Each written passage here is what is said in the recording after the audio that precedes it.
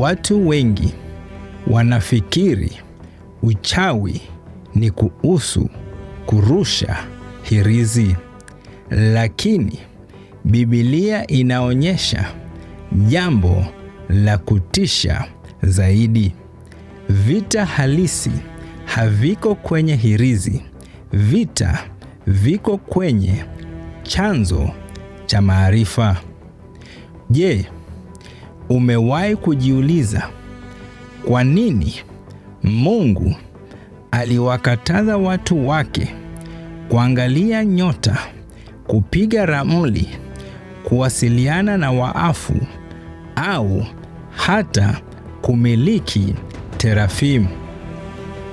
Kama hayo yote yalikuwa ni vitu visivyo na nguvu, kwa nini Mungu alitoa hukumu kali sana?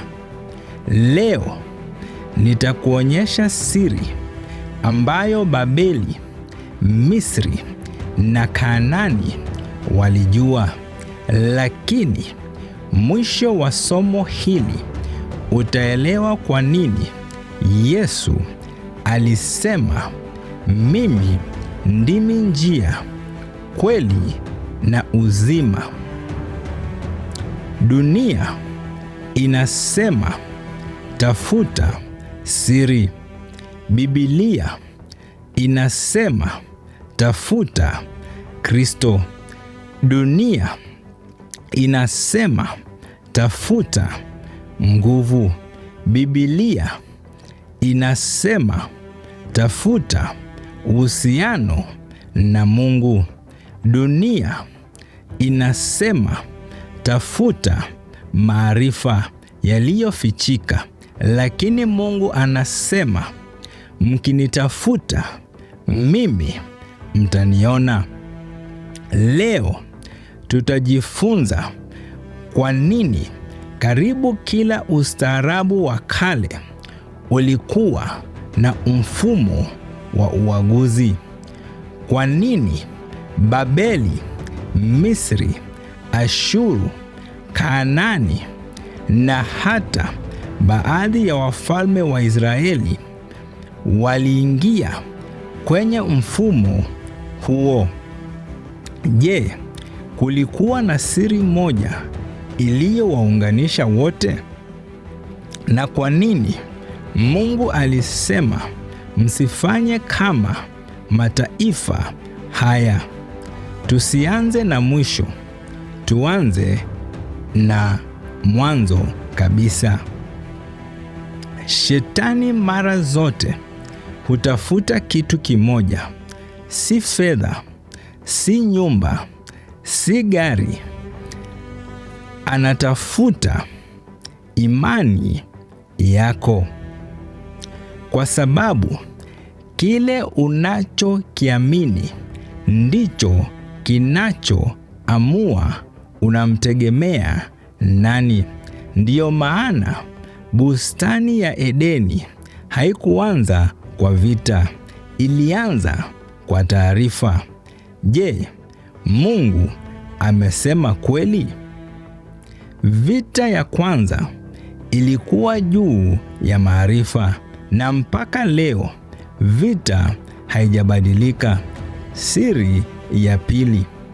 Baada ya Babeli, mataifa yakaanza kutafuta njia nyingine za kupata maarifa.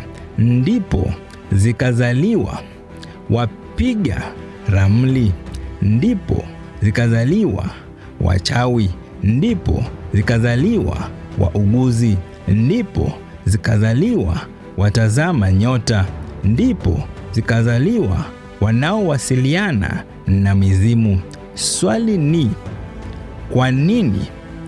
Kwa sababu mwanadamu anatamani kujua kesho, lakini Mungu alisema kesho ipo mikononi mwangu. Siri ya tatu. Terafimu zilikuwa nini? Hazikuwa mapambo, hazikuwa sanamu za kawaida.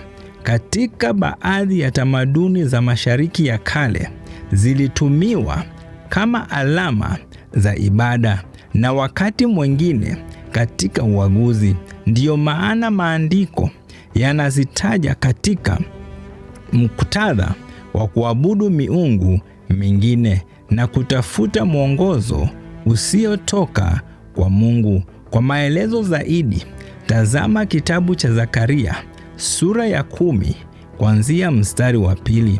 Ndiyo maana Mungu alisema ziondolewe. Nayo siri ya 4, kwa nini Sauli alimtafuta mchawi wa Endori? Kwa sababu alikuwa amepoteza sauti ya Mungu. Hii ndiyo hatari kubwa kuliko zote. Ukipoteza ushirika na Mungu, utaanza kutafuta majibu mahali pengine. Siri ya 5, katika Agano Jipya, Yesu hakujadili mapepo, aliyatawala. Hakuomba ruhusa, aliamuru. Kwa nini? Kwa sababu ufalme wa Mungu ulikuwa umefika. Siri ya 6, Biblia haisemi mwamini atafute maarifa kupitia siri za giza. Inasema mtu akipungukiwa na hekima na aombe. Katika Yakobo sura ya 1. Hii ndiyo tofauti chanzo.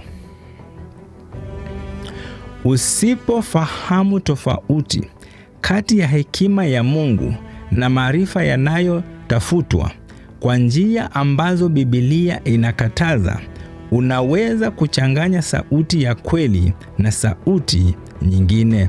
Ndiyo maana mitume walisisitiza kupima mafundisho na kushikamana na neno la Mungu. Lakini hapa ndipo siri inaanza. Ikiwa Yesu alishinda mamlaka ya giza, kwa nini bado watu wengi wanaishi katika hofu? Je, Mkristo anawezaje kutembea katika uhuru ambao Kristo amempa? Hilo ndilo tutakalojifunza kwenye kipindi kijacho.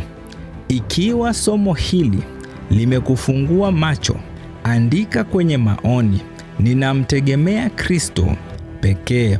Unaweza kulike, share na subscribe ili usikose sehemu inayokuja. Na kama unapitia mapambano ya kiroho, unahitaji ushauri wa kibibilia au maombi, wasiliana nami kwa usaidizi wa kiroho na maombi. Tutaomba pamoja na kukusisimika katika tumaini na ushindi unaopatikana ndani ya Kristo.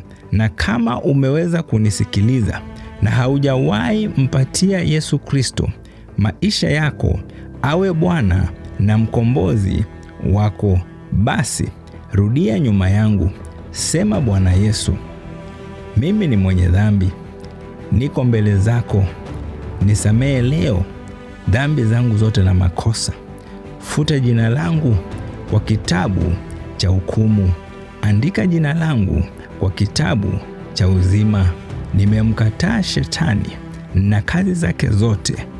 Kuanzia leo na hata milele, nimekupokea Yesu uwe Bwana na mkombozi wa maisha yangu. Amen and amen. Kama umeomba ombi hilo, unaweza nipigia simu au kunitumia ujumbe. Tuonane tena wiki ijayo wakati kama huu. God bless you and shalom.